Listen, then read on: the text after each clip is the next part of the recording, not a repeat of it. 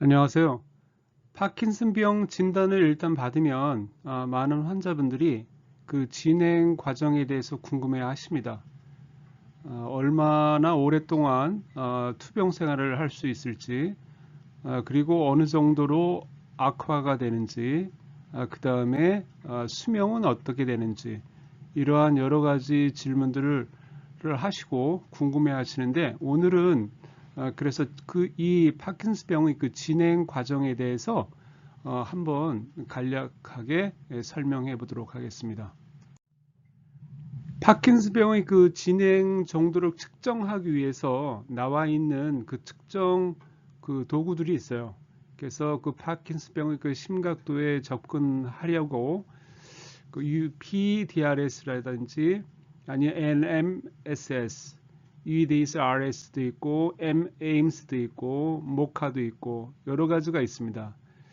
이들 모두는 아주 다 유용해요. 다 필요하고 그렇지만은 그 파킨슨병의 그 다양한 측면을 탐구하고 연구하는데 시간이 너무 많이 요구가 되고요. 또 운동 증상이라든지 비운동 증상에 대한 그 전체적인 평가를 제공하지는 않습니다.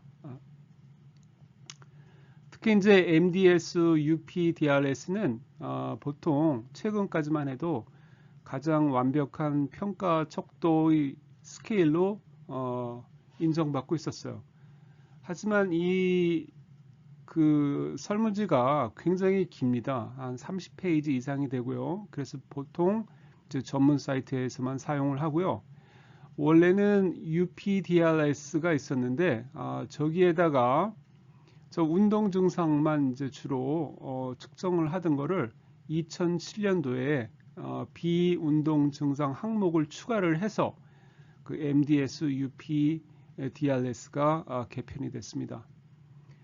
그 다음에 가장 전 세계적으로 가장 많이 사용되고 이제 환자분들도 가장 이해하기 쉬운 호네니아 그 스케일이 있습니다. 그래서 보통 HNY도라고도 하고요. 그래서 보통 이제 호네니아 스케일이라고 해요. 이것은 이제 보통 운동 증상만 가지고 그 척도를 나타내는 거고요. 그 비운동 증상이라든지 그러한 복잡성과 다양한 평가 척도의 결과를 반영하지는 않습니다. 비운동 증상에 대해서는 그 스케일 하는 게 없어요. 주로 그냥 운동 증상만 갖고 합니다. 그래서 오늘은 여러 가지 뭐 그 병의 진행 정도를 측정하는 스케일들이 있지만은 특히 뭐 다들 복잡하고 해서 가장 많이 쓰이고 또 이해가 쉬운 호네니아를 가지고 그 병의 진행 정도에 대해서 설명을 해보도록 하겠습니다. 그리고 최근에 들어 그래서 이제 이렇게 이제 척도를 하는 진행 척도를 특정하는 그런 도구들이 있지만 이런 것들은 뭐 운동 증상이라든지 비운동 증상 아니면 그 약물에 대한 합병증을 다 포함하고 있지 않아서 2016년에 파킨슨 디지즈 컴포짓 스케일이라고 PDCS라는 것을 새로 만들었습니다. 그래서 PDCS는 기본 이제 운동 증상이라든지 비운동 증상, 치료 합병증 증상을 모두 포함한 다 포함해서 그 병의 파킨슨 병의 진행 정도를 측정할 수 있는 그 도구입니다. 그래서 이제 요즘 점점 많이 쓰이고 있고요. 또 서로 그 MDS, UPDRS하고 그 상관관계, 연관관계에 대한 것도 많이 연구를 하고 있습니다. 그래서 하지만 아직도 좀 더 연구가 필요한 그런 스케일러라고 볼 수가 있습니다. UPDRS는 Unified Parkinson's Disease Rating Scale이라고 그래서 여기에다가 그 먼저 기존에 있던 건데 여기에다가 비운동 증상 항목을 더 추가해서 2007년도에 그 Movement Disorder Society에서 여기서 UPDRS를 새로 이제 개편을 했어요. 그래서 이것을 MDS UPDRS라고 하고 이 안에 6개의 항목이 있습니다. 그래서 이제 파트 1은 그 non-motor 비운동 experience고 그 다음에 이제 그다음에 넘버 2는 파트 2는 그 moral experience. 그다음에 파트 3는 이제 moral examination. 그다음에 4는 moral complication. 그다음에 이제 다섯 번째는 호네니안 그 스테이징이고요.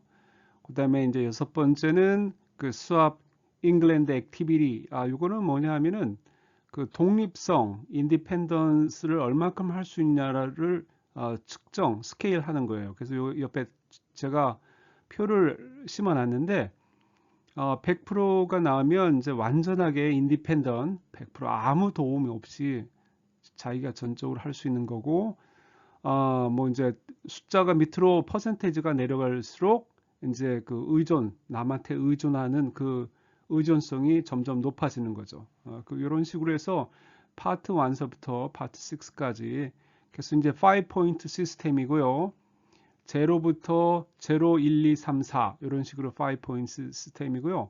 맥스맨 넘버는 199입니다. 그래서 이제 199가 나오면 아주 월스트한 거죠. 이런 식으로다가 그 구성이 되어 있고요. 요거 이제 MDS UPDRS는 이제 온라인 검색을 하시면 요 사이트에 가셔가지고 한글판을 다운을 받으실 수 있어요. 그래갖고 해보고 싶은 분들은 다운을 하셔서 프린트를 해서 한번 그 해보시면 됩니다. 그래서 이제 보통 이제 점수 내가 이제 마일드냐 아니면 모더레이트냐 아니면 시비얼 하냐 이런 것들은 보통 이제 파트 1, 2, 3, 4에 따라서 조금씩 차이는 있지만 보통 한 1에서 20까지는 이제 마일드하고 보통 20에서 40까지는 이제 중간 모더레이트 그다음에 40 이상이 넘으면 한 그 시비얼 한 거 이런 식으로 대충 하시면 돼요. 그래서 이제 조금씩 뭐 그 레인지 스케일 레인지가 조금씩 틀립니다. 뭐 1에서 19까지 뭐 23까지 그렇지만 그냥 보통 20, 40 그래서 뭐 20 이하는 마일드하고 20에서 40은 모더레이트 40 이상은 시비얼하고 이런 식으로 간단하게 검사하실 수 있는 수 있으니까 한번 궁금하시면은 그 MDS UPDRS를 검색을 하셔서 거기 가시면 한글판도 다운하실 수 있으니까 다운하셔서 한번 해보세요. 그래서 이제 그 UPDRS에 대한 아까 얘기했듯이 이제 이런 식으로다가 보통 뭐 파트 1, 2, 3, 4에 대한 이렇게 나오죠. 그 점수가 그럼 보통 이제 에버리지를 이렇게 보면 1에서 23, 요 사이가 이제 마일드한 거고, 요 24에서 41. 그러니까 아까 제가 얘기했듯이 보통 1에서 20, 뭐 20에서 40, 그 다음에 40 이상 이렇게 그냥 보시면 쉽게 얘기하면 그렇게 큰 무리는 없다고 볼 수 있습니다. 그 다음에 이제 PDCS는 그 이제 그 UPDRS에 기반을 해서 요건 설문지가 짧습니다. 설문지가 짧고 요것도 PDCS도 제가 한글판은 못 봤는데 영문으로 다운하셔서 이것도 하면 재밌어요. 한번 해보세요. 그래가지고 보통 스케일이 이런 식으로 나와 있으니까 요 스케일 그 범위를 참고를 하셔서 내가 마일드인가 모더레이트인가 아니면 시비얼한가 요거를 한번 보시는데 제가 참고하라고 여기 좀 영상에 올려놨습니다. 호네니안 스케일은 스테이지가 1, 2, 3, 4, 5까지 되어 있습니다. 그래서 스테이지 1은 증상이 오면 몸의 한쪽에만 와요. 한쪽. 왼쪽이면 왼쪽, 아니면 오른쪽이면 오른쪽. 왼쪽에 왔다가 오른쪽, 왼쪽, 오른쪽 동시에 오지가 않습니다. 몸의 한쪽만 오는 것을 스테이지 1이라고 하고요. 크게 구분을 하는데 스테이지 2는 증상이 양쪽 모두에 옵니다. 왼쪽이 떨리면 오른쪽도 동시에 떨린다든지 이런 식으로다가 스테이지 2. 그 다음에 이제 스테이지 3는 물론 스테이지 1, 2의 그 증상이 다 포함이 되고 이때부터는 균형 감각, 밸런스를 그 몸의 균형을 잡는데 힘들어 하세요. 그래서 이때부터는 잘 넘어지십니다. 스테이지 3 때는. 그 다음에 스테이지 4 때는 증상은 더 악화가 되고 그 다음에 쓰거나 아니면 걸을 때 보조기, 워커라든지 아니면 지팡이가 필요하고 이때부터 도움이 필요합니다. 스테이지 4부터. 그래서 도움이 없이는 일상생활을 하는데 굉장히 불편하세요. 스테이지 4부터는. 그래서 스테이지 4부터는 요양시설의 그 도움을 받는 분들이 많습니다. 그 다음에 스테이지 5는 이제 마지막 스테이지로 몸이 거의 굳어 있어요. 몸이 굳어 있고 동결도 자주 오고 치매도 있고 그래서 또 병의 진행 속도도 굉장히 빨라지고 그래서 이때는 보통 남이 도움이 없이는 일상생활을 하기가 힘들고요. 그래서 보통 일단은 의자나 휠체어에 앉아서 생활을 합니다. 그러니까 이런 식으로 다 간단하게 스테이지 1서부터 5까지 운동 증상만을 가지고 5개의 그 스테이지로 나눈 것을 호네니안 스케일이라고 해요. 그리고 또 이 호네니안 스케일을 7개의 스테이지로 분화한 것도 있어요. 그래서 1과 2 사이에 1.5. 그래서 이제 보통 한쪽에 증상이 오는데 또 몸의 그 자세, 수직 자세가 어떤가, 그거를 또 판단을 하고 있고요. 그 다음에 스테이지 2는 같고요. 그 다음에 스테이지 2.5, 2와 3 사이에 있는데 풀 테스트가 있어요. 이렇게 서 있으면 이렇게 이제 뒤에서 당길 때 심하면 그냥 쭉 넘어지시고 바로 그 리커버리 하시는가 안 하는가 그거를 풀 테스트를 합니다. 그래서 이제 그거에 대한 게 스테이지 2.5 이렇게 해서 이제 2와 3, 4에 들어가 있고 보통 3, 4, 5는 다 같습니다. 하지만은 뭐 나라마다 조금씩 틀린데 하지만 뭐 스테이지 1, 2, 3, 4, 5를 가장 많이 사용을 하고 환자분들도 잘 받아들이고 이해도 빨라서 보통 스테이지 1, 2, 3, 4, 5를 많이 쓰고 있습니다. 그러면 스테이지 1에는 어떤 변화들이 있을까요? 그래서 이제 1기라고도 하죠. 파킨슨병 1기. 이제 초기 증상이고요. 이때는 아주 미미하거나 그 경미합니다. 증상이. 그래서 생활하는데 불편함이 없어요. 어떤 환자분은 아무 증상을 느끼지 못하시는 분도 있습니다. 그래서 이때는 그 레보도파 그 약이 참 잘 들어요. 그래서 그 약을 복용을 하면 증상이 싹 없어집니다. 그래서 이제 요 기간은 허니문 피리어드라고 하고 있는데 약 너무 의사들이 할 일이 없습니다. 그냥 그것만 시간대에 맞춰 드시면 아무 문제가 없어요. 그래서 생활하는데 거의 불편이 없고 또 이제 증상이 오면 몸의 어느 한쪽에 증상이 옵니다. 그래서 그 어느 한쪽에 더 오고 또 그 한쪽이 더 악화가 되고요. 또 떨림이 있는 환자가 있고요. 또 떨림이 없는 환자가 있어요. 다 떨림이 있는 환자가 아니고 떨림이 있는 환자가 있고 또 없는 환자가 있습니다.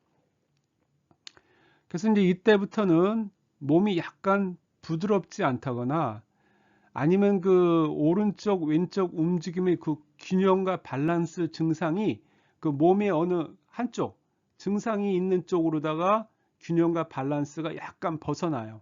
그래서 이제 본인은 압니다. 본인은 알고 있고요. 이렇게 이제 그리고 또 뒤에서 쫓아오시는 분들이 이렇게 앞에 걸으면 그때부터 이상함을 느낍니다. 그래서 와서 좀 걷는 게 좀 이상하십니다. 아니면 팔 흔드는 게 이상하세요. 뭐냐면 다리를 끕니다. 뭐 이런 말들을 들을 수 있어요. 그래서 이제 또 재미난 거는 만약에 이제 왼쪽에 어떤 그 떨림이 왔는데 어느 순간 그 떨림이 없어지고 오른쪽으로 갑니다. 그래서 한쪽으로만 와요. 그러니까 이제 동시에 왼쪽 오른쪽 동시가 아니고 왼쪽에 떨림이 있다 이런 증상이 있다가 어느 순간 오른쪽으로 갑니다. 예를 들면 누군가를 만났어요. 좀 전까지만 해도 그 오른쪽 손이 떨렸는데 누군가를 만나 긴장을 한 상태에서 보니까 또 왼쪽이 떨려요, 바로. 이렇게 이제 증상을 아주 예측하기 어렵습니다. 어느 쪽으로 올 건지. 그래서 아주 우연이죠. 어느 쪽으로 올지를 몰라요. 그래서 그냥 뭐 내키는 대로 옵니다. 그렇지만 몸의 한쪽만 와요. 그래서 요 당시만 해도 아까 얘기했듯이 이제 보행을 할 때 어느 좀 그 증상이 온 쪽에 그 안만해도 약간 좀 느리죠. 그래서 걷는 게 이렇게 걸으면 그 균일하지가 않습니다. 이렇게 보폭 같은 것도. 그다음에 팔 한쪽이 잘 움직이지 않거나. 그래서 이제 뒤에서 좀 그 눈치가 빠른 분들은 이렇게 앞에 이렇게 걷는 환자분들이 걷는 것을 보고 금세 알아챌 수가 있어요. 그다음에 이제 몸의 그 기립 자세도 보행 중에는 약간 앞으로 약간 여기서 보면 약간 앞으로 될 수 있을까요? 약간 앞으로 기운 정도. 그다음에 이제 얼굴 표정이 약간 굳어 있을 수가 있습니다. 그래서 이런 것들은 이제 그 가족들이나 이런 분들이 좀 알 수가 있지 않을까 이렇게 생각을 합니다. 그래서 이런 것들이 스테이지 1에서 주로 오는 증상들이고 보통 진행 과정이에요. 스테이지 1. 이런 과정을 보통 스테이지 1이라고 합니다. 스테이지 2는 이 시기에는 이제 그 스테이지 1에 있던 모든 증상이 다 포함이 되고요. 그리고 이제 2기 때는 증상들이 더 심해져요. 당연히 심해지겠죠. 그러니까 스테이지 2고 시간이 갔으니까. 그 다음에 이때는 증상이 한쪽이 아니고 양쪽에 다 나타납니다. 그래서 양쪽에 다 나타나면 내가 스테이지 2에 있구나 이렇게 보시면 돼요. 그래서 손떨림이 있으면 이때부터는 양쪽에 모두 손떨림이 있고요. 또 어느 한쪽이 뻣뻣했다면 이때부터는 양쪽 다 뻣뻣해집니다. 그리고 이때부터 그 언행에 조금씩 차질이 생기기 시작을 해요. 그래서 이제 말을 반복해야 할 때도 있고요. 왜? 혀가 잘 안 돌아간다는 느낌이 있습니다. 그래서 말을 반복할 수 있고요. 좀 자신이 느끼기에도 언행이 좀 느려졌다고 자각을 합니다. 그리고 이제 일상생활을 하는 데 있어서 예전에는 잘 했었어요. 했는데 이때부터는 좀 그 멀티태스킹, 예를 들면 음식을 할 때 음식을 자르는 것에 이제 그런 잘 안 되는 거예요. 음식을 자르려면 조심도 해야 되고 또 음식 자르는 거 어떻게 자르는가다 이렇게 생각을 해야 되니까 벌써 자르는 거 또 조심하는 거 이렇게 그 멀티태스킹이 되죠. 그렇게 되면 이때부터는 시간이 좀 더 오래 걸리기 시작을 해요. 그래서 이제 뇌에 좀 부하가 많이 걸리는 것들은 좀 오래 걸립니다. 특히 이제 또 단축 끼우기 같은 것도 힘들어지고요. 그래서 이때부터는 확연하게 본인은 느껴요. 내가 여러 가지 일을 한꺼번에 하려는 그 멀티태스킹 하려면 하기가 힘들고 잘 되지가 않는다는 거, 이런 것들이 스테이지 2에 있습니다. 그래서 보통 이런 증상들이 있고요. 그리고 이제 3기에 가면 물론 당연히 그 이전 스테이지 그 증상이 다 포함이 되고 플러스 이때부터는 그 움직임도 낮아지고 여기 약간 몸도 이제 굽었죠. 이렇게 조심스럽게 걷습니다. 종종 걸음으로. 그다음에 이제 서동이 그 본격화되고 있어요. 서동이 본격화됩니다. 천천히 다 슬로우해지죠. 슬로우. 그래서 이제 이 3기에 스테이지 3의 가장 중요한 그 증상 변화는 균형의 유지가 힘듭니다.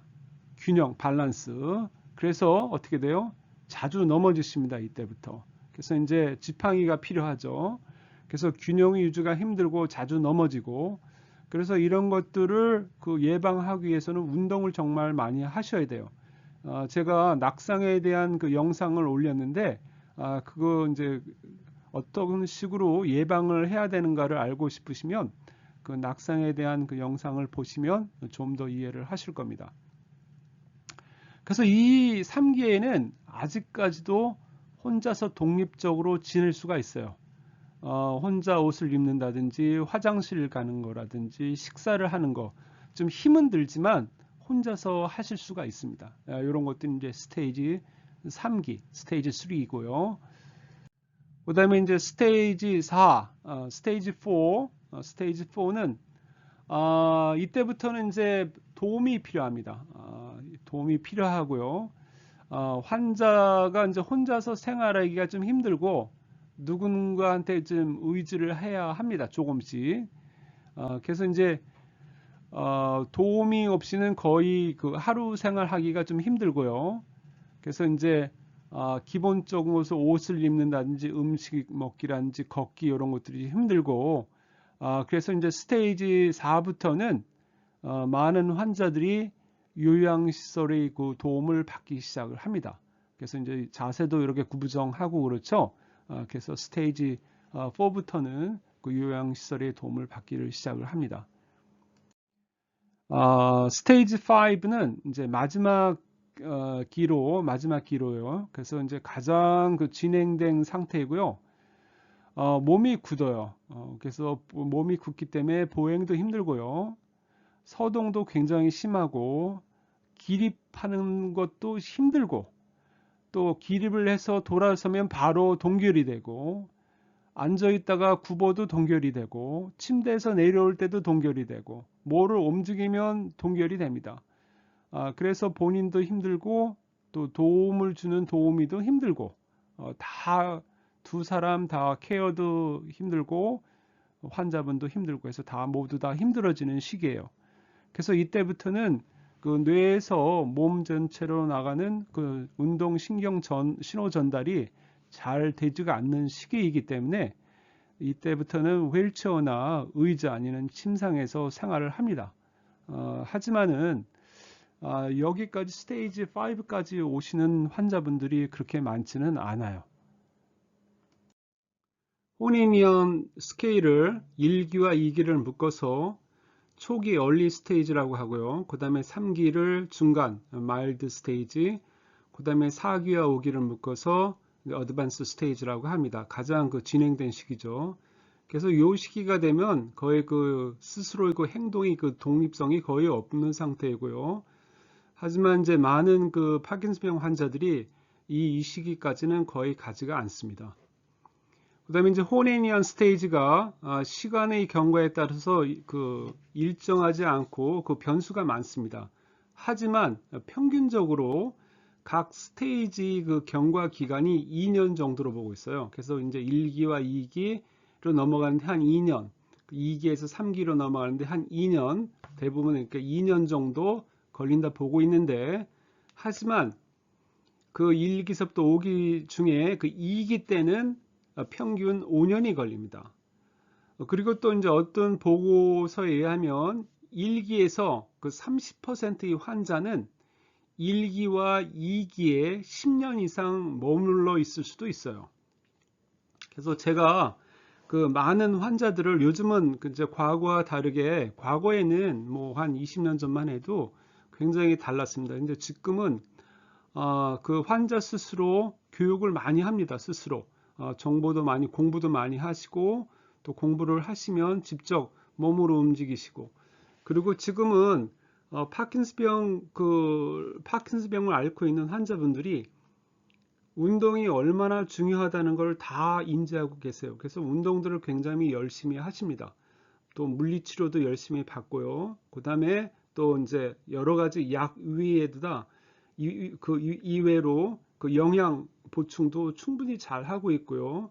또 이제 그 식사, 영양 섭취, 뭐 식이요법도 굉장히 잘 하시고, 그래서 또 여러 단체에서 이제 도움도 주고 동호인 간에 서로 그 정보 교환이 있고 해서 이렇게 하다 보니까 보통 1기와 2기 사이에서 머물고 있는 분들이 굉장히 많고요. 보통 1기와 2기 사이에 머무시는 분이 보통 뭐 20년, 25년까지 가시는 분도 제가 봤어요. 그렇게 운동을 굉장히 열심히 하시면 제가 경험으로라도 뭐 이제 일단 그 증상 완화를 위해서 처방약을 먹는 것은 기본이고요. 그건 다 기본적으로 누구나 다 하는 겁니다. 그리고 다른 거는 뭐냐면 집에 와서 자기가 어떻게 투병 생활을 하는 게 다른데 운동을 열심히 하고 규칙적인 생활을 하신 분들은 보통 1기와 2기 사이에 굉장히 오랫동안 머물게 됩니다. 그래서 보통 그 스테이지마다 2년 정도가 걸리는데 2기 때는 보통 한 5년 정도가 걸리고요. 그 다음에 1기에서 한 30%의 환자는 1기와 2기에 보통 한 10년 이상 머물기도 하고 길게는 20년까지도 머무는 그런 분들이 계십니다. 3기 그 낙상, 아까 간략하게 얘기했지만은 스테이지 3의 가장 그 특이한 거는 이제 몸의 균형 감각이에요. 그래서 이제 이때부터는 자주 넘어지기 시작을 하십니다. 그래서 보통 투병 생활 15년 기간 중에 가장 큰 변화를 겪게 되는 시기예요. 그래서 1기와 2기 사이에는 그렇게 큰 변화가 없는데 보통 이제 3기가 되면 한 보통 15년 정도 이제 투병 생활을 하면 보통 3기로 넘어가는데 이 기간 중에 가장 큰 변화를 겪게 되는데 그 변화가 이제 그 넘어지시는 겁니다. 밸런스. 그 다음에 이제 서동도 오고, 그래서 이제 투병 생활의 그 삶의 질을 크게 떨어뜨려요, 이때부터. 그래서 한번 넘어지시면 반복해서 넘어지십니다. 그래서 80%의 환자들이 이 시기에 반복적으로 넘어지세요. 이 시기에. 그리고 이제 18년 이상이 되면 그 대부분의 환자들이 의자나 휠체어를 사용을 하게 됩니다. 이렇게 되면. 그래서 이제 보통 15년이 3기라면 보통 각 스테이지마다 2년 정도 걸린다고 그랬잖아요. 그래서 보통 18년이면 4기까지도 갈 수가 있어요. 그래서 그렇게 되다 보면 주로 이제 의자나 휠체어에 이제 사용해서 의지해서 생활을 하게 됩니다. 그래서 이런 그 낙상을 더 심하게 만드는 요소들은요, 이제 연세가 당연히 70세 이상이거나 아니면 그 파킨슨병 진단을 아주 고령의 진단을 받으신 분들, 그 다음에 이제 치매 증상을 가지고 계신 파킨슨병 환자분들은 보통 환자보다도 치매가 없으신 파킨슨병 환자보다도 4배 이상의 그 넘어짐, 그 낙상을 경험하게 됩니다. 그래서 이런 낙상 감소를 위해서 어떻게 돼요? 운동을 열심히 해야 되죠. 그래서 운동이 필수적이고요. 그 다음에 이제 물리치료도 도움이 되고요. 그 다음에 이제 지팡이라든지 워커 이런 것들이 도움이 되고요. 치매가 있다면 이제 치매약을 드셔야 합니다. 그래서 치매약을 드시면 훨씬 나아져요. 그래서 도네피질이라든지 리바스틱마인이라든지 이런 치매약을 복용을 하면 좀 더 나아집니다. 그러면 이 기간 중에 그 비운동 증상은 어떤 식으로 변할까요? 그래서 이제 호네니안 스케일에서는 비운동 증상을 다루지는 않지만 그 비운동 증상은 어떤 식이냐면은 이제 진단이 일단 파킨슨병 진단을 받기 이전부터 보통 길게는 20년 전부터 비운동 증상을 겪게 되죠. 그런 걸 느끼게 되는데 보통 이제 변비라든지 냄새, 후각 저하라든지 또 우울증이 살짝 올 수도 있고, 그 다음에 이제 REM Sleep Behavioral Disorder 이런 건 다 아실 거예요. 그래서 뭐 이제 보통 요즘 설은 장에서부터 시작이 됐다. 그 다음에 이제 후각 신경 쪽에서부터 먼저 시작이 됐다. 이렇게 해서 뭐 여러 가지 설이 있는데 후각 쪽에서 먼저부터 이제 시작이 됐다 이러시는 분들은 또 떨림 증상이 없거나 아니면 이제 후각이 저하가 먼저 옵니다. 그래서 이제 변비 쪽, 장 쪽에서부터 이제 시작이 됐다는 분들은 이제 변비가 먼저 올 수 있고요. 그래서 이제 또 이런 분들은 또 떨림 증상이 있고, 그래서 변비와 후각은 어느 것이 먼저 오냐, 뭐 후각이 먼저 오는 환자분들도 있고, 또 아니면 변비가 먼저 오시는 분들도 있고. 그래서 내가 진단을 받을 당시 15년 전부터 내가 변비가 좀 있었는데, 그러면 그 15년 전부터 그 병이 진행이 된 게 아니고요. 그 비운동 증상이 나오기까지 또 그 전에 과정이 있습니다. 그래서 그것을 몰라요. 아직까지는. 그것이 뭐 1년인지 2년인지 3년인지도 모르고 그 원인이 유전적인 원인인지 아니면 그 외부 환경의 독소에 의한 건지 아니면 어떤 음식에 의한 건지 그 원인을 아직을 잘 모릅니다. 그래서 또 그 원인이 한 가지인지 아니면 원인이 두 가지 이상인지 그래서 이제 스펙트럼이라고 해요. 파킨슨 디지즈 스펙트럼. 왜냐하면 증상이 너무 다변화하고요. 환자마다 다 틀립니다. 증상이. 그 이유는 그 뇌 안에서 어느 부분에 그 병변이 먼저 시작하느냐에 따라서 몸에 나타나는 증상이 다 천차만별이에요. 그래서 보통 이제 요즘 분들은 그냥 파킨슨 디지즈도 아주 스펙트럼 증상이라고 합니다. 그래서 그래서 이렇게 보면 나는 20년 전부터 비운동 증상을 겪었다고 이제 하시는 데이터도 있는데, 그러면 20년 전 그 전부터 모르죠. 얼마 그 25년 전인지 아니면 30년 전인지 그때서부터 몸의 변화가 있어서 그것이 나중에 비운동 증상으로 나오고, 그 다음에 시간이 가고 가서 결국 이제 운동 증상이 나타나면 내가 왜 이러지? 그래서 이제 그때 병원을 찾아서 진단을 받게 됩니다. 그래서 이제 우리가 아직까지는 그 파킨슨병의 그 바이오 그 마커가 없기 때문에 우리가 피를 빼서 본다든지 아니면 영상을 촬영한다든지 이렇게 해서는 진단이 힘들고요. 그래서 이제 증상을 보고 진단을 합니다. 그래서 굉장히 파킨슨병의 진행은 굉장히 느려요. 그래서 이게 40년, 50년 동안 진행이 된다고 저는 보고 있습니다. 그래서 이제 비운동 증상은 그 운동 증상 전에 벌써 이런 증상들이 있고요. 그래서 이런 그 진단 전의 단계를 그 프리모럴 페이스, 그래갖고 전 운동 증상 상태라고 합니다. 그래서부터 이제 비운동 증상이 항상 먼저 오죠. 그리고 그 외에 다른 그 비운동 증상이라고 할 것 같으면 이제 인지 능력 장애가 이제 나타나기 시작해요, 나중에. 그래서 이제 초기 사고력 저하가 있고요, 초기에는. 그리고 이제 그 사고가 느려지는 것이 점진적으로 계속 증가를 합니다. 시간이 가면 갈수록, 스테이지가 올라갈수록. 그래서 이제 스테이지 3 같은 데 가면 이제 멀티태스킹, 그 동시다발 일처리가 힘들거나 문제 해결 등의 그 문제가 있고요.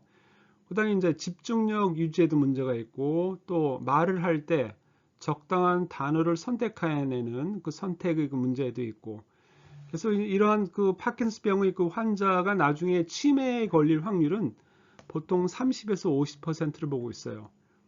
그래서 보통 투병 생활을 18년 이상 했다면은 이제 이때부터는 이제 휠체어 생활을 많이 하시고요. 보통 이 시기에는 85%의 환자가 치매를 갖게 됩니다. 그래서 이제 많이 활동을 하시다가 이제 휠체어에 있고 의자에 앉아 생활을 하다 보면 당연히 이제 활동이 떨어지겠죠. 활동이 떨어지면 치매가 더 빨리 옵니다. 그래서 보통 85%의 환자가 치매를 갖게 된다고 보고 있고요.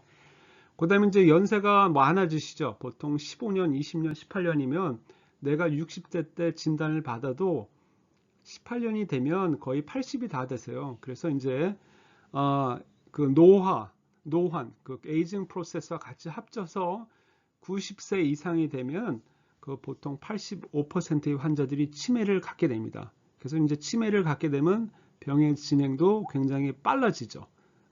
물론 이제 케어하시는 분들도 힘들고요. 이때부터는 그 정신과적 문제가 이제 발생하게 돼 있어요. 그 딜리리움이라든지 아니 홀루시네이션 이런 문제라든지 아니면 그 디프레션 아니면 APS 우울증과 무관심. 그래서 75% 이런 분들 있고 또 75%가 또 홀루시네이션을 가집니다. 그래서 이제 굉장히 힘들죠. 그래서 이런 파킨슨병의 치매 환자에 대한 그 위험 요소들이 있어요. 그런 거는 당연히 이제 70세 이상의 그 고령의 환자분들이고요. 또 파킨슨병 진단을 고령의 진단을 받으신 분들. 그 다음에 주요 떨림 증상이 없는 환자들. 아까 제가 얘기했듯이 떨림 증상이 별로 없는 파킨슨 환자분들이 있다 그랬죠. 이 분들이 치매가 올 확률이 굉장히 높습니다. 그래서 이런 조건이 있으면 치매에 걸릴 확률이 굉장히 높아요. 그래서 이제 그 나중에는 갈수록 이제 치매가 높고, 그래서 이제 또 여러 가지 요소에서 이제 돌아가시게 되죠. 그래서 제가 그 떨림이 주증이냐 아니면 떨림이 주증이 아니냐에 따라서 제가 표를 한번 만들어 봤어요. 그래서 이제 주로 보면 그 비진전이 주증상인 환자의 병리학적 원인이 진전 떨림이 주증상 환자보다 더 광범위합니다. 그러니까 떨림이 없는 그 환자들이 그 여러 가지 병리학적 원인이 그 떨림이 있는 환자보다 더 광범위한 여러 가지 원인에 의해서 그 파킨슨병을 갖게 돼요. 그래서 이렇게 보면 이제 떨림이 있는 환자들은 결국에는 어떤 식이 되냐면 떨림이 없는 환자들로 됩니다. 진전이 그 주증상인 환자들은 떨림이 있는 환자들은 결국에는 그 떨림이 없는 환자들로 되고요. 처음 진단 후 첫 5년간은 파킨슨병 환자의 반 이상이 떨림 증상을 가지고 있어요. 하지만 이제 이렇게 옆에서 보시면 병원 같은 데 가서 이제 다른 파킨슨병을 가지신 분들을 보면 떨림이 없는 환자분들도 있습니다. 아마 보실 거예요. 그 다음에 15년이 된 환자의 떨림 증상은 단지 이제 한 10%에서 11%에 불과하지 않아요. 이제 갈수록 떨림 증상이 없어집니다. 그래서 시간이 갈수록 떨림 증상은 감소하고요. 이렇게 떨림 증상이 사라지면 어떤 문제가 오냐면 사라지고 나서 치매하고 자세 불균형의 문제가 시작이 돼요. 그래서 이것이 이제 떨린다는 게 굉장히 불편할 수도 있지만은 이것이 없어지면 떨리는 것보다 떨리는 건 뭐 눈에 보이고 생활에 약간 그 뭘 잡고 할 때 불편하지만 치매 증상이 올 수가 있어요. 그래서 이런 것들이 있어요. 그래서 제가 표를 만들었는데 떨림이 주증상이고 여기는 떨림, 비떨림이 주증상입니다. 그래서 이제 1차 증상들은 떨림이죠. 떨림이고 또 떨림이 없으신 분들은 보통 서동하고 경직이 있어요. 주증상이 달리죠. 그래서 이제 떨림을 가지고 계신 분들은 떨림이 주증상이고 그렇지 않은 분들은 서동하고 경직이 있고요. 그 다음에 진행은 그 손이 떨리고 이런 떨림 증상을 가지고 계신 분이 그 파킨슨병의 진행이 느립니다. 그 다음에 떨림이 없으신 분들은 파킨슨병 진행이 빨라요. 그 다음에 이제 균형에 있어서도 균형 감각도 떨림이 있으신 분들은 그렇게 큰 문제가 없는데 떨림이 그 없는 분들은 그 균형 감각에 문제가 많습니다. 두통도 떨림이 있는 분들은 적고 떨림이 없는 분들은 많고요. 인지장애도 떨림이 있는 주증상을 가지고 있는 환자분들은 인지장애 문제가 별로 없고 그 다음에 그 비떨림 주증상을 가지고 계신 환자분들은 인지장애 문제가 많습니다. 그리고 나중에 보면 우울증과 무관심도 떨림 증상이 있는 분들은 적지만 나중에 비진전 그 비떨림 증을 주증상으로 가지신 환자분들은 많아요. 왜 치매가 오니까 이런 식으로. 그래서 이런 큰 차이가 있습니다. 그래서 떨린다고 해서 그렇게 나쁘다고 생각 안 하셔도 돼요. 그래서 오히려 떨리는 것이 나중에 그 왜 안 떨리시는 분들은 그 병의 진행 속도가 빠르고 치매가 빨리 옵니다. 그래서 그런 거를 볼 때는 차라리 떨리는 쪽이 좀 낫다고 생각하시는 분들도 있어요. 그리고 이제 그 젊었을 때하고 그 진단됐을 당시가 젊었을 때하고 또 고령이었을 때 그 좀 다릅니다. 그 병의 진행이. 그래서 이렇게 보면 젊은 사람들이 젊어서 진단을 받았을 경우에는 그 병의 진행이 천천히 되고 이제 나중에 고령인 상태에서 진단을 받은 환자분들은 병의 진행 속도가 빨라요. 그다음에 이제 불균형, 몸의 균형 문제도 그 젊은 환자분들은 적고 또 나이 드신 분들은 많고요. 그다음에 두통 문제도 젊으신 분들은 적고 나이 든 분들은 많고 그다음에 인지장애도 젊은 사람들은 적습니다. 당연히 이제 나이 드신 분들은 암만 해도 연세가 있고 노화도 있고 하니까 많고요. 약의 효과도 젊은 분들은 아주 효과가 높아요. 굉장히 약이 잘 듣죠. 그렇지만 고령의 환자분들은 잘 듣지가 않습니다. 낮습니다.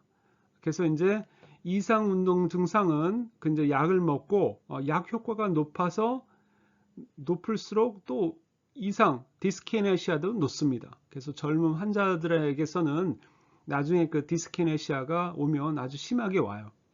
하지만 이제 고령이신 환자 나중에 나이가 많으셔서 원셋 병이 진행이 된 분들은 그 디스키네시아도 적습니다. 이런 식으로다가 또 구분을 할 수가 있어요. 그리고 이제 어드밴스 PD 아주 진행된 그 상태에서는 노화가 병의 진행과 함께 오기 때문에 파킨슨병의 증상을 더 악화시킵니다. 그래서 이제 노화도 함께 하죠.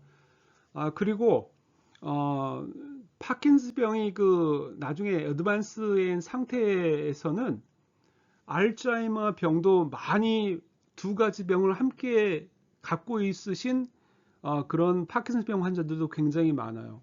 요즘 연구에 의하면은 거의 뭐 80%가 그 어드밴스 스테이지에서 파킨슨 병도 가지고 있고 또 알츠하이머 병도 함께 가지고 있는 이렇게 두 가지 병을 함께 가지고 있는 그런 그 환자분들이 많습니다. 그래서 파킨슨 병의 말기 일단 되면 파킨슨 병의 말기 어드밴스 스테이지에 들어가면 이때부터는 그 병의 시작에 관계없이 모든 환자가 진행 속도가 같습니다. 그래서 뭐 젊어서 병이 진행이 됐다 아니면 고령서부터 진행이 됐다 상관없이 일단 어드밴스 스테이지에 들어가면 그 안에 들어가면 그 병의 그 진행 속도는 모든 환자가 같습니다. 그래서 10년 된 환자의 25%가 이 어드밴스 스테이지에 들어가고요. 그 다음에 15년 된 환자의 50%가 어드밴스 스테이지가 됩니다. 그래서 20년이 넘으면 대부분의 환자들은 그 요양시설의 도움을 받아요. 그래서 이제 주로 그 이유가 이제 환시라든지 그 낙상, 치매가 있어서 이런 분들이 주로 시설에 많이 수용이 됩니다.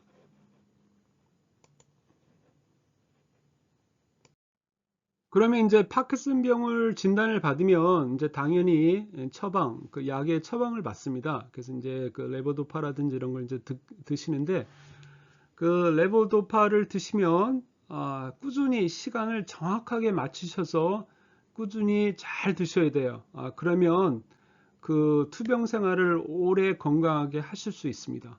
그것도 이제 그 팁 중에 하나인데 또 이제 맘대로 그 약의 양을 조절하고 하시는데 맘대로 그렇게 스스로 하지 마시고 꼭 주치의 선생님하고 상의를 하신 다음에 양을 조절을 하세요. 그리고 약 먹는 시간도 나는 아직 괜찮은 것 같은데 좀 더 있다 먹어야 돼 이러지 마시고 아직까지도 효과가 있지만 그래도 시간이 되면 그 시간에 맞춰서 드시는 것이 낫습니다. 그래서 물론 이제 처방약을 이제 받을 때 아주 자세한 설명을 해드릴 거예요. 그래서 그거대로 잘 따라 하시면 되고요. 하지만 이런 치료에 따른 또 합병증이 있습니다. 그래서 이제 제일 처음에 오는 합병증이 그 wearing off. 그 약을 먹었는데 점점 그 약의 그 효과가 감소하는 거죠. 달아 없어지는 거예요. 그래서 이제 첫 그 운동 증상이 합병증이 옵니다. wearing off. 그래서 이제 특히 이제 그 레보도파의 방광기가 굉장히 짧아요. 보통 5시간이니까 그게 10시간만 돼도 굉장히 좋은데 5시간이 되니까 굉장히 그 애매합니다. 그 시간이. 그래서 이제 그 약의 효과가 이제 점점 짧아지기 시작을 하죠. 그래서 이제 자주 복용을 해야 하는 그래서 이런 이제 웨어링 오프의 효과를 이제 경험하시게 됩니다. 이런 합병증을. 그다음에 이제 또 두 번째가 이제 디스키네시아예요. 디스키네시아인데 이제 내가 비자발적으로 몸이 흔들리고 틀리고 합니다. 팔 다리가 이런 식으로. 그래서 이상 증상증인데 이건 이제 약의 그 부작용, 레보도파의 부작용으로다가 오는 거예요. 그래서 이제 이럴 때는 그 양을 이제 의사 선생님이 잘 알아서 하십니다. 경험들이 많으시니까 이제 가서 자세하게 내가 이런 것을 경험을 했다 하시면 바로 처방을 하고 약을 조절을 해드릴 거예요. 그래서 이제 어떤 시간 양을 줄인다든지 아니면 아멘타딘을 처방을 한다든지. 원래는 아멘타딘은 그 항바이러스제였어요. 그렇지만 이제 요즘은 그 바이러스가 하도 그 내성이 붙어서 이 약이 듣지가 않습니다. 옛날에는 들었는데, 그다음에 이제 인플루엔자 A를 치료를 했던 약이고, 그렇지만 잘 듣지를 않아요. 그런데 이 약이 그 이상 운동 증상 치료에 잘 되는 거예요. 그래서 이때부터 이제 처방을 했고요. 또 불안 증상에도 처방을 합니다.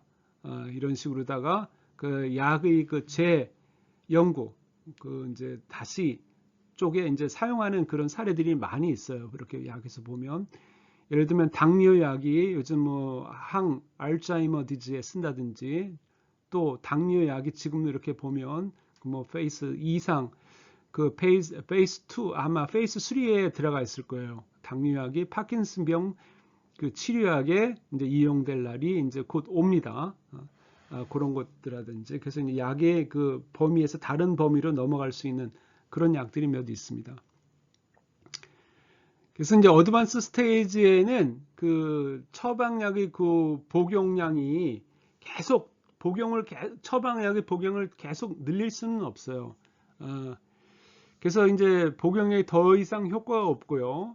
그 갑작스럽게 오프 타임을 갖게 됩니다. 그래서 이제 뭐 약을 먹는데 효과가 없어요. 효과가 없고 그렇다고 계속 또 양을 늘릴 수도 없고 그리고 또 갑작스럽게 효과가 없어져 버려요. 갑자기 없어져 버리는 이런 그 오프 타임이 오게 됩니다. 오프 타임. 그래서 이제 이런 현상은 주로 갑작스럽게 오는데 예측이 불가능해요. 어느 분들은 이제 좀 대충 예측하시는 분들도 있는데 나중에 가면 예측이 불가합니다. 그래서 이런 경우를 대비를 해서 레스큐 메디케이션이라고 이런 식으로다가 인브리자라고 요거를 뚜껑을 열고 이렇게 흡입하는 거예요. 이건 이제 이게 레보도파예요. 레보도파인데 양이 많죠. 그래서 일시적으로 그 증상을 완화시키는 거죠. 그래서 이런 레스큐 메디케이션이 필요하게 됩니다. 나중에 집에 상비적으로 가지고 계시면 좋아요. 그래서 처음에 병의 진단을 하고서부터 이제 레보도파를 계속 복용을 하시는데 그 효과가 지속적으로 감소가 되고요. 이제 좀 더 그 애드반스 상태에서는 그 애드반스 상태에 있는 그 환자들이 20%의 환자들은 그 레보도파에서 얻는 그 운동 증상 개선 효과는 30에서 35%만이 그 운동 증상 개선 효과를 본다고 합니다. 그러니까 어드반스 상태, 어드반스 스테이지에 있는 단지 20%의 환자분들이 그 레보도파를 복용하고 거기에서 30에서 35%의 운동 증상 개선 효과를 보는 거예요. 그러니까 굉장히 낮은 거죠. 그래서 50%의 환자들은 그 레보도파에서 얻는 그 효과가 15% 그 이하이고요. 그래서 약물이 또 부작용이 있기 때문에 복용량을 계속 증가를 할 수는 없어요. 이제 한계에 부딪히는 거죠. 그래서 이런 또 부작용, 약물을 계속 증가를 하다 보면 부작용이 생겨요. 더 심하게 생기는데 이제 수면 문제라든지 아니면 그 orthostatic hypotension 이렇게 섰을 때 이제 저혈압이라든지 두통, 혈압이 떨어지면 이제 두통도 올 수가 있죠. 그다음에 이제 hallucination 이런 부작용이 나타날 수 있습니다. 그래서 지금까지 파킨슨병의 그 진행 과정을 전체적으로 아주 간략하게 제가 설명을 해드렸어요. 뭐 이 시간에 다 모든 걸 설명할 수는 없고 그냥 비운동 증상, 약의 그 합병증 이런 것들에서 간략간략 아마 이제 투병 생활을 하시다 보면 처음에 이제 진단받은 지 얼마 안 됐다면 나중에 시간이 갈수록 이제 이런 것들을 느끼게 됩니다. 그래서 이제 가장 중요한 거는 우리가 보통 이제 1, 2기와 2기 사이에 오랫동안 머물러 있어야 되는 거예요. 그것을 할 수가 있는 거는 본인이 할 수 있습니다. 그래서 이제 그 주치의 선생님들은 처방하고 뭐 물리치료사들은 어떤 그 운동에 대한 도움을 주고 하는 것이지 결국 본인이 다 해야 돼요. 그래서 파킨슨 병은 본인이 할 수 있는 건 본인이 어떻게 하느냐에 따라서 그 수명, 그 투병 생활의 그 기간이 굉장히 차이가 많습니다. 그래서 보통 20년을 본다 그러면 보통 20년이 됐는데도 보통 25년이 됐는데도 스테이지 2에 머무시는 분들이 많아요. 그런 분들을 제가 봤습니다. 그런 분들을 보면 운동도 굉장히 열심히 하시고 그 루틴이 있어요. 생활하는 루틴. 그리고 낮잠도 잡니다. 낮잠을 자는데 계속 하루 종일 자는 게 아니고 딱 40분에서 50분 한 번 자고 그 주위에서 또 그 케어를 하시는 분들, 예를 들면 남편이 파킨슨병을 가지고 계시면 또 그 와이프 부인 되시는 분들이 굉장히 잠을 못 자게 계속 스케줄을 만듭니다. 루틴. 똑같은 루틴을 하게 해요. 그래서 이제 이것을 꼭 해야 된다. 이거 하나 끝나고 나면 이거를 하고 그다음에 사교적이고 모임 같은 데 자주 나가고 모임 같은 데 나가도 사람이 많은데 말고 보통 3명에서 4명 정도 되는 그런 모임 그래서 이제 또 치료도 잘 받고. 그래서 하지만 중요한 것은 뭐냐면 결국 운동이에요. 운동을 정말 열심히 하셔야 됩니다. 운동하고 또 운동하고. 운동은 맨데토리입니다. 그러니까 내가 꼭 밥을 꼭 드셔야 되죠. 운동도 꼭 하셔야 되는 거예요. 그렇게 운동을 계속 하시면 제가 보기에는 이제 아침에 30분 하고 또 점심 때 하고 오후에 하고 이렇게 3번 하시는 분들도 많이 봤어요. 시간이 날 때마다 계속. 파킨슨 병은 제가 이렇게 볼 때 굉장히 그 음적인, 한의학적으로 보면 굉장히 음적인 질병이라고 보여지거든요. 이렇게 다 모든 것이 이렇게 쭈그러들어요. 다 슬로우 다운하고 다 음적으로 되고, 이렇게 양적이면 이렇게 다이나믹하게 하잖아요. 동적으로 움직여야 되는데 다 그렇지가 반대쪽으로 갑니다. 그래서 그러한 그 병의 성격이 있기 때문에 그런 것에 그 어게인스트하게 반대쪽으로 나가면은 좀 더 그 투병 생활을 좀 더 건강하게 하실 수 있다는 것을 제가 많이 느꼈어요. 그래서 이제 여기에서 보면은 이제 그 종합 정리입니다. 이런 식으로 나와요. 그래서 이제 진단한 시기가 제로면 그 보통 20년 전부터 비운동 증상이 나오기 시작을 합니다. 물론 이제 비운동 증상이 처음에 있다고 해도 그 전부터, 이전부터 몸에 그 병의 진행이 오는 거예요. 그래서 이렇게 보면 진단이 되고 20년을 살았다면 보통 40에서 50년 정도의 그 병, 굉장히 슬로우하죠. 슬로우해요. 그러면 10대가 지나고 난 다음에 어떤 몸의 변화가 있어서 그 진단을 나중에 받았다면 보통 70년, 보통 우리가 남자의 그 평균 연령을 80으로 본다 그러면 그렇게 크게 뭐 진단을 받았다고 해서 크게 좌절을 하거나 그러실 필요는 없다고 봅니다. 그래서 잘 관리만 하시면은 아주 투병 생활을 굉장히 질적으로 양호하게 사실 수 있는 그런 질병입니다. 그래서 이제 이렇게 보면 이제 변비, 장 문제가 있죠. 그다음에 이제 자율신경 문제도 있습니다. 자율신경 문제도 굉장히 그 범위가 넓고요. 여러 가지 증상이 굉장히 많아요. 그래서 특히 이제 자율신경 문제 중에서 기립성 저혈압이라든지 아니면 소변 문제, 비뇨기과 문제 이런 문제들이 있고요. 처음에 그다음에 이제 요것이 지나고 나면은 이제 감각, 여러 가지 센서리 심텀이라든지 그다음에 이제 그 냄새라든지 이런 거, 그다음에 이제 눈, 시력, 그다음에 수면 이런 데 문제가 있고요. 그다음에 이제 우울증이라든지 인지 능력에 장애가 조금씩 오기 시작을 합니다. 그래서 멀티태스킹의 뭐 문제라든지 이런 식으로. 그래서 이제 쭉 가다 보면 진단이 되죠. 왜? 운동 증상 때문에 진단이 옵니다. 그래서 이렇게 보면 요거는 이제 운동 증상이고요. 요거는 요 그린 라인은 비운동 증상이에요. 그 비운동 증상이 시간이 갈수록 점점 이제 더 많아지고 악화가 되죠. 그래서 이제 10년이 되면 이제 연하곤란증도 있고 삼키는데, 그래서 연하곤란이 굉장히 위험한 것 중에 하나가 삼키지를 못해요. 그래서 그것이 이제 자율신경에 의해서 지배를 받는데 우리가 침을 삼키는데 아무 문제가 없죠. 보통 사람들은. 하지만 이제 파킨슨병에 걸리신 분들은 자율신경에 문제가 있기 때문에 삼키는 거에 문제가 있습니다. 그래서 침이라든지 다른 음식 찌꺼기가 기도로 들어가면 폐렴을 일으켜요. 그래서 폐렴으로 사망을 하실 수가 있고요. 그 다음에 이제 소변,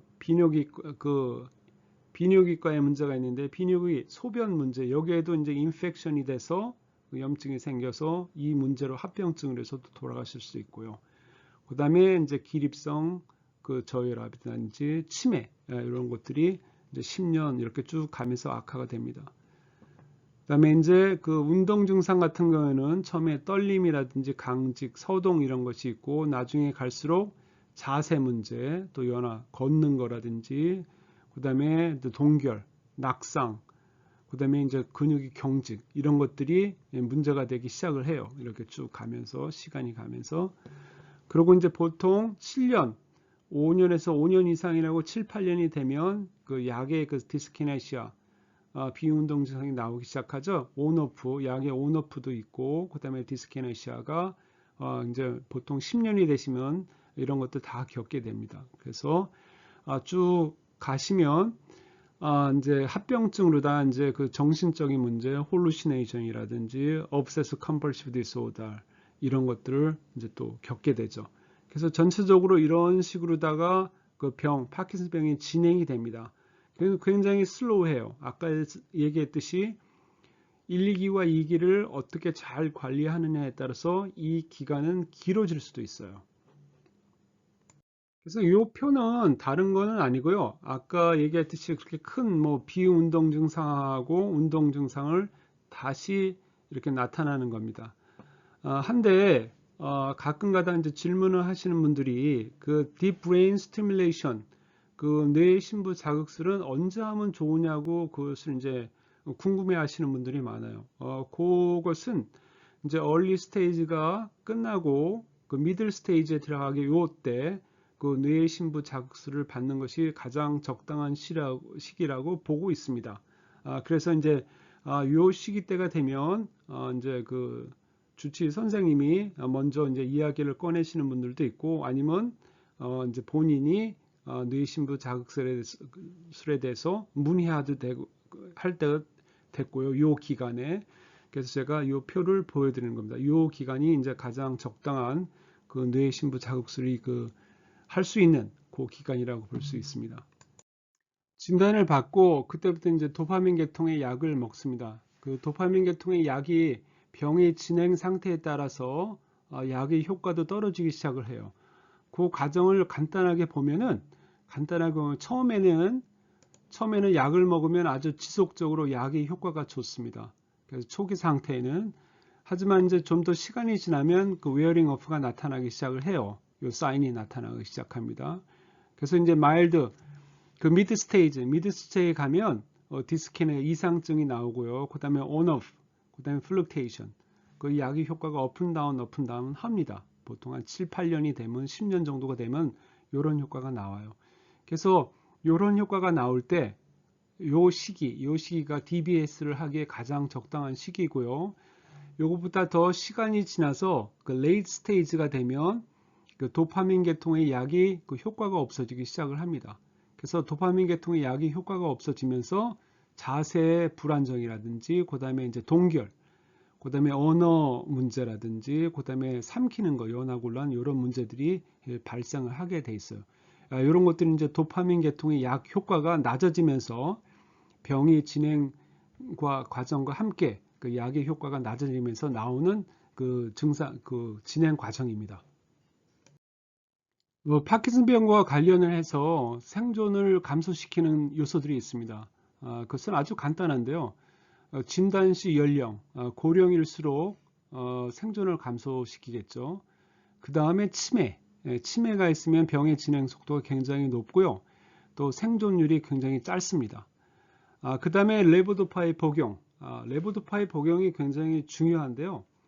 제 시간에 그래서 이렇게 연구를 보면 레보도파를 제 시간에 꼭 드신 분들이 생존율이 깁니다. 그 다음에 이제 투병 생활이 그 질도 높고 그래서 제가 항상 그 레보도파의 그 복용을 제 시간에 어느 분들은 젊은 환자분들은 아직도 내가 먹을 시간이 됐는데 아직도 증상이 좋으니까 좀 더 이따 먹어야지 이러시는 분들이 있어요. 그러지 마시고 시간이 되면 꼭 드시고 약의 양을 조절을 하겠다면 자기 마음대로 조정하시면 안 되고 주치의 선생님하고 꼭 상의를 한 다음에 조정을 하시도록 하세요. 그리고 이제 또 가장 그 대표적인 사망 원인은 폐렴이 있습니다. 폐렴은 그 디스파지아 나중에 이제 연하곤란에 의해서 그 기관지로다가 침이라든지 음식 찌꺼기가 넘어가서 이제 염증이 생겨서 합병증으로 돌아가시게 되고요. 폐렴이 가장 높고요. 그 다음에 이제 비뇨기 계통의 염증에서도 사망이 올 수 있고요. 그 다음에 이제 폐색증이라든지 그에 따른 합병증, 그 다음에 낙상골절 이런 것들이 가장 흔한 그 대표적인 사망의 원인입니다. 그 젊어서 파킨슨병을 진단을 받으신 환자분들은 이제 UPDRS의 그 점수가 높을수록 안 좋은 거예요. 낮을수록 좋은 거고. 그래서 이제 병이 진행이 쭉 가다가 나중에 그 어드밴스 스테이지 정도에 가게 되면 아주 급속도로 아주 빠르게 그 병의 진행이 나빠지기 시작을 해요. 일찍 그 이제 진단을 받으신 분들은.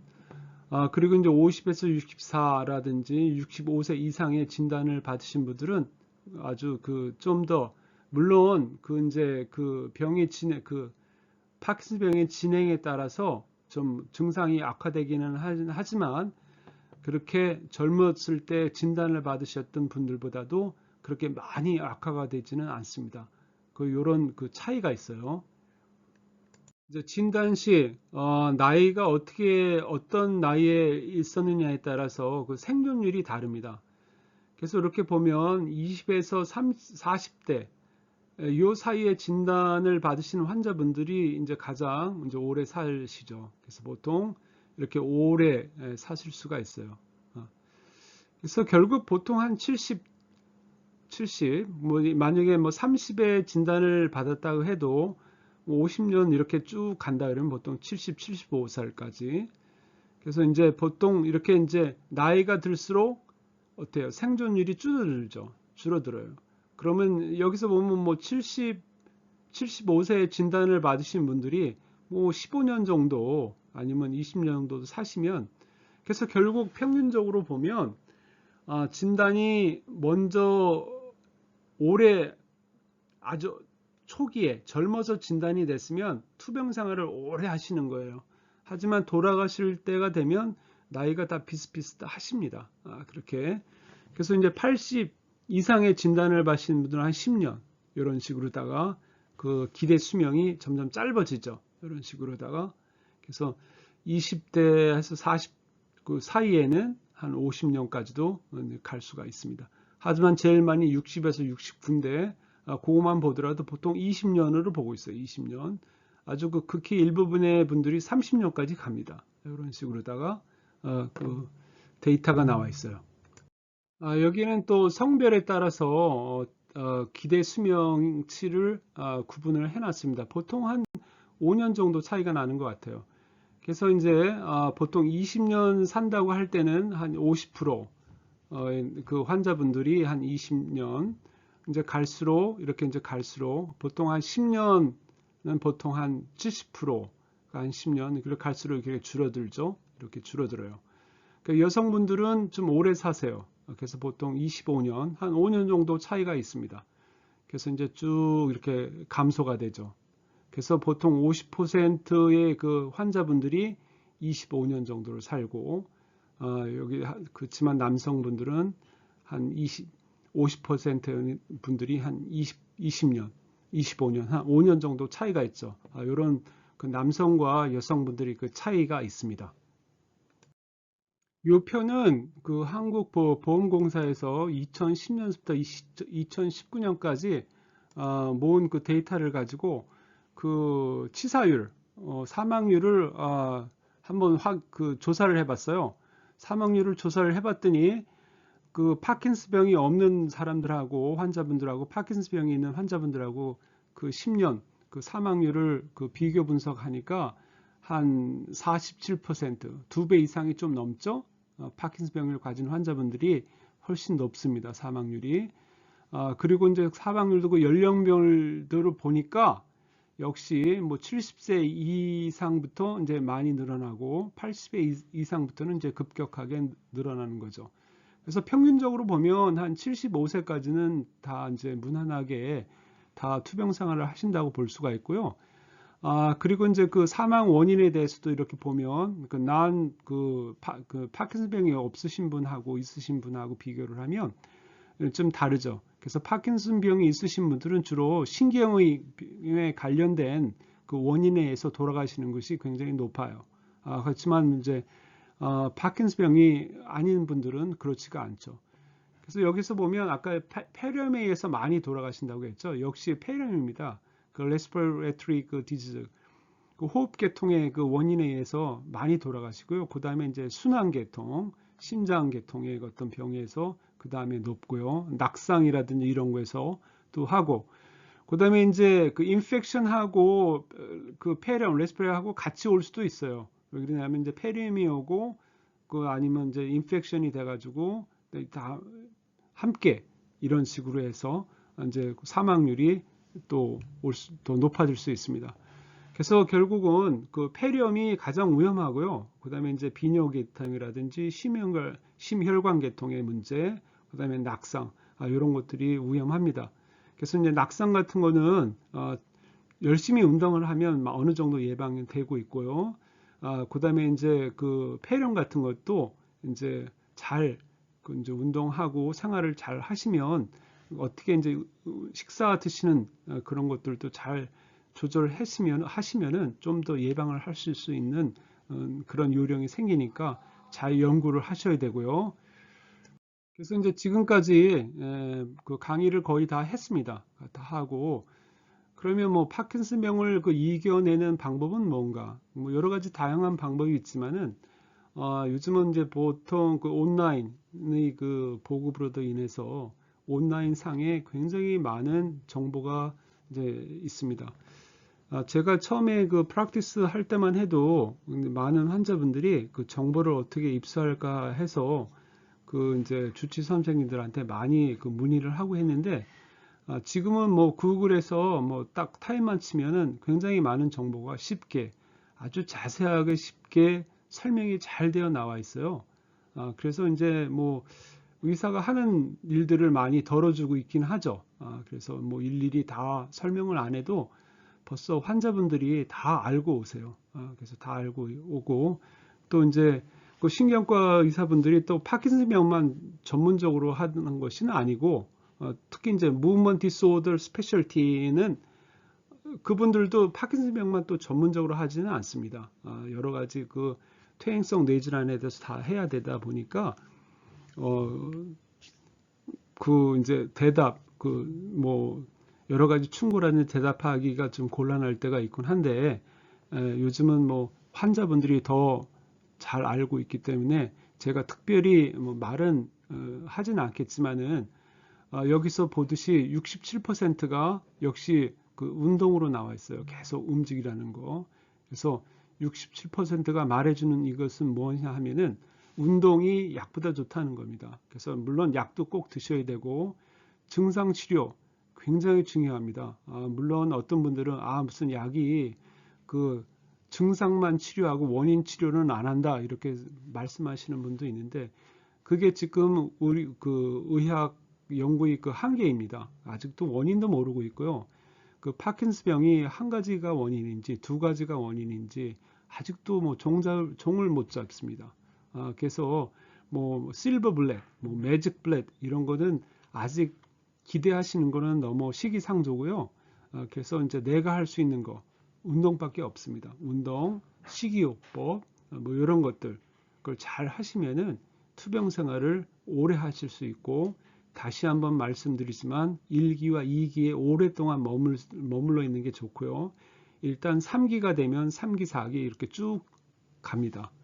그러면 이제 병이 진행 속도가 굉장히 빨라지고요.